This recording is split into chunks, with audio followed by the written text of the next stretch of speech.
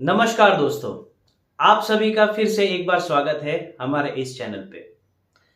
आज हम बेसिकली बात करने वाले हैं कि क्या म्यूचुअल फंड रिटेल इन्वेस्टर्स के लिए ट्रैप बनते जा रहा है। ये सुनने के बाद में आप शायद कहोगे कि मैं आपसे बात कहूंगा कि आपको म्यूचुअल फंड में निवेश नहीं करना चाहिए, ये बिल्कुल बेहुदा किस्म का इन्वेस्टमेंट टाइप है। तो नहीं, ऐसा मैं आपसे बिल्कुल नहीं कहूंगा। इनफैक्ट म्यूचुअल फंड इन्वेस्टमेंट जो है ये रिटेल इन्वेस्टर्स के लिए एक होप है अपना फ्यूचर सिक्योर करने के लिए, और आपको जरूर म्यूचुअल फंड में निवेश करना चाहिए। लेकिन प्रॉब्लम क्या है कि हम म्यूचुअल फंड को जिस तरीके से अप्रोच कर रहे हैं वो शायद गलत है, और इसका पछतावा आपको आज नहीं, अगले 15-20 साल के बाद में होगा। क्यों, मैं आपको डिटेल में एक्सप्लेन करूंगा। इस वीडियो को आपको आखिरी तक देखना है, फिर आप समझ पाओगे कि किस तरीके से म्यूचुअल फंड एक ट्रैप बन सकता है रिटेल इन्वेस्टर के लिए। लेकिन सबसे पहली बात यह है कि रिटेल इन्वेस्टर को यह पता चल गया है कि फिक्स डिपॉजिट या फिर रिकरिंग डिपॉजिट में निवेश करके आप अपना फ्यूचर सिक्योर नहीं कर पाओगे, क्योंकि वहां पे उतने रिटर्न्स ही नहीं आपको मिलते। इन्फ्लेशन को आप बीट नहीं कर पाते। तो इन्फ्लेशन को अगर आप बीट ही नहीं कर पा रहे हो तो फ्यूचर सिक्योर करने के बारे में तो आपको भूल जाना चाहिए। तो रिटेल इन्वेस्टर्स के जहन में एक अवेयरनेस तो आ चुकी है कि आपको म्यूचुअल फंड में निवेश करना है, और इसका प्रूफ आपको मंथली एसआईपी का जो इनफ्लो है उसमें भी दिखाई देगा। हर महीने का जो इनफ्लो है वो 16-17 हजार करोड़ तक जा चुका है, जो कि काफी अच्छी बात है। लेकिन हमें आगे का देखना है, आगे 15-20 साल में किस तरीके के प्रॉब्लम्स आप फेस कर सकते हो, इसके बारे में आज मैं आपसे कुछ बातें जो है वो साझा करने आया हूं। देखिए, मैं कोई फाइनेंशियल एक्सपर्ट नहीं हूं, लेकिन जो कुछ भी पढ़ता हूं, जो कुछ इंटरव्यू एक्सपर्ट्स लोगों के सुनता हूं, तो मुझे लगता है कि इसे आपके साथ शेयर करना काफी जरूरी है, सो दैट आप समय से काफी पहले जो है वो प्रिपेयर्ड हो जाए और उस तरीके से आप एक्शन ले। देखिए, मैं एग्जाम्पल आपको बताऊंगा। एक 25 साल का इंसान है, एक लड़का है जिसकी जॉब लगी है अभी अभी, अच्छा खासा पैसा कमा रहा है, कोई फाइनेंशियल लायबिलिटी नहीं है। लेकिन उसने कई सारे वीडियोस जो है वो यूट्यूब पे देखे हैं अबाउट फायर। फायर यानी क्या? Financial independent retire early. उसने जहन में ये फिक्स कर लिया है कि मुझे जिंदगी पर काम नहीं करना है, मैं 45-50 ईयर्स तक काम करूंगा, लेकिन उस सालों में मैं म्यूचुअल फंड में निवेश करके एक अच्छा खासा कॉर्पस क्रिएट कर लूंगा, सो दैट आफ्टर 50 मुझे एक्टिवली किसी नौकरी में काम करने की जरूरत नहीं है। काम मिलेगा तो ठीक है, नहीं मिलेगा फिर भी मैं मेरा गुजारा कर सकूंगा। इस तरीके का उसका अब प्लानिंग है, और ये बात जहन में रख के वो म्यूचुअल फंड में निवेश करना शुरू करता है। 30-31 साल का हो जाता है, उसकी शादी हो जाती है। शादी होने के बाद में एक सोसाइटी का प्रेशर आता है कि भाई आपको अपना खुद का घर होना जरूरी है।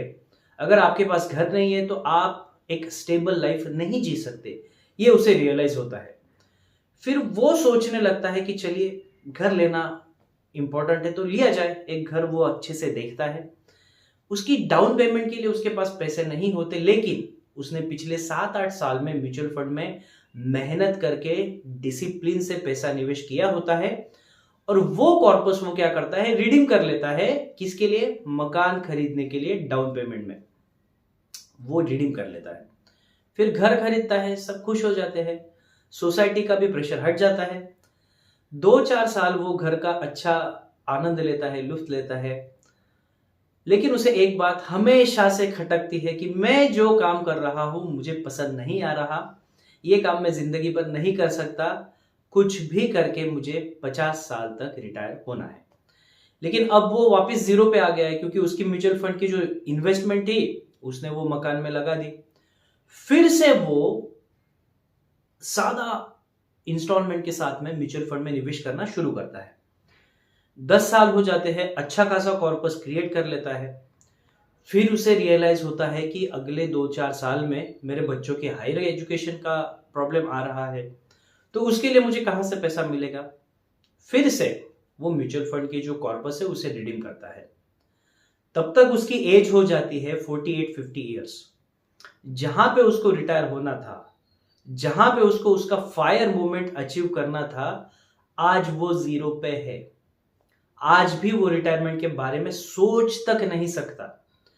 फिर वो एक रियलाइजेशन में कहता है कि चलो ठीक है, अगले और 10 साल हम काम कर लेंगे, जो कुछ भी काम है कर लेंगे, लेकिन 60 ईयर्स तक हम एक ऐसा कॉर्पस क्रिएट करेंगे ताकि अगले 15-20 साल हमारे फैमिली के साथ हम एक खुशी से लाइफ जी पाए।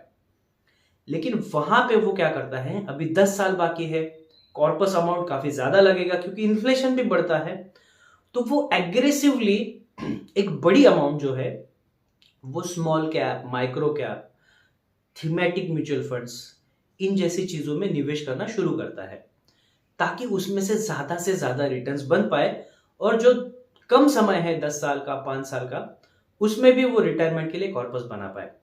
और वहीं पे सबसे बड़ी गलती वो कर देता है। जिस दिन झटका लगेगा उस दिन आप रियलाइज करोगे कि क्या म्यूचुअल फंड सच में सही है। म्यूचुअल फंड तो सही है, लेकिन जिंदगी भर आपने जिस तरीके से म्यूचुअल फंड में निवेश किया है, जिस तरीके से उसे रिडीम किया है, उस अप्रोच में गलती है, वो सही नहीं है। तो आप कहोगे कि भाई आपने दुनिया जहां की बातें तो कर ली, लेकिन इसके ऊपर सॉल्यूशन क्या है वो बताइए। तो सॉल्यूशन ये है कि आपको म्यूचुअल फंड में निवेश करने से पहले गोल बेस्ड प्लानिंग करना काफी जरूरी है। आपको क्या करना है, एक पेन और पेपर लेके बैठना है, आपके जो गोल्स है उसे लिस्ट आउट कीजिए। फॉर एग्जांपल, आपको रिटायरमेंट के लिए कॉर्पस चाहिए, रिटायरमेंट, घर खरीदना है, बच्चों की एजुकेशन है, कार खरीदनी है, फॉरेन ट्रिप करनी है, ये सारे जो गोल्स है उसे लिख लीजिए।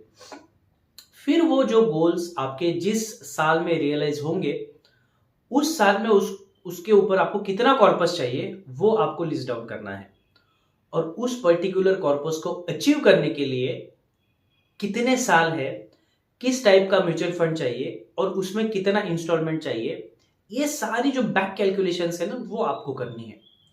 इन शॉर्ट, आपको अपने गोल्स को म्यूचुअल फंड इन्वेस्टमेंट के साथ में सिंक्रोनाइज करना है। जब तक ये सिंक्रोनाइजेशन आप अचीव नहीं करोगे, आप म्यूचुअल फंड के ट्रैप में फंस चुके हो। आप जो सोच रहे हो फ्यूचर सिक्योर करने के बारे में, वो अचीव नहीं कर पाओगे। तो मेरा मानना यह है कि आपको गोल बेस्ड प्लानिंग करनी है। हो सकता है कि सारे गोल्स आप अचीव नहीं कर पाओगे क्योंकि आपकी उतनी हैसियत ही नहीं है, आपकी उतनी पेमेंट ही नहीं है, आपकी उतनी सेविंग नहीं हो पा रही कि आप आगे जाके घर खरीद पाओ, गाड़ी ले पाओ, फॉरेन ट्रिप कर पाओ। तो फिर इस सिचुएशन में आप क्या करोगे? इस सिचुएशन में आपको गोल्स की प्रायोरिटी भी डिसाइड करनी है। मेरी सबसे पहले प्रायोरिटी है कि भाई मैं रिटायरमेंट सिक्योर करना चाहता हूं। सेकेंड प्रायोरिटी है कि मुझे बच्चों का एजुकेशन भी सिक्योर करना है।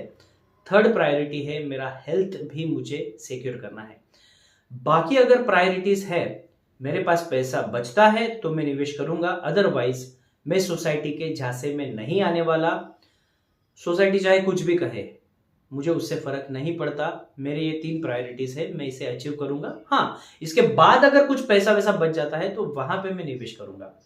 तो जब आप ये गोल्स काफी अर्ली स्टेज में आइडेंटिफाई करोगे, आपके पास एक अच्छा टाइम होराइजन रहेगा, आप थोड़ा अच्छा रिस्क ले पाओगे, एक स्मॉल कैप में निवेश कर पाओगे, मिड कैप में निवेश कर पाओगे, इक्विटी में निवेश कर पाओगे, और अच्छा खासा कॉर्पस आप इकट्ठा कर पाओगे।